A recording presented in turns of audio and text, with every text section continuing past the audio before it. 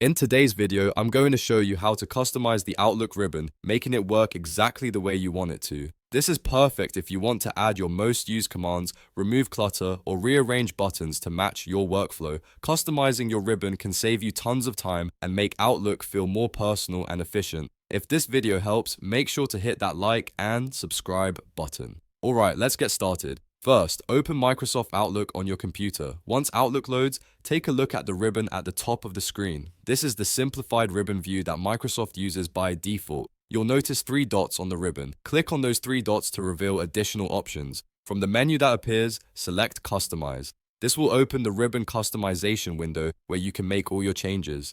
In this customization window, you'll see a list of all available commands on the left side and your current ribbon layout on the right. You can now add commands that you use frequently by selecting them from the left panel and clicking Add. If there are commands you rarely use, you can remove them by selecting them from the right panel and clicking Remove. You can also rearrange the order of commands by clicking and dragging them up or down.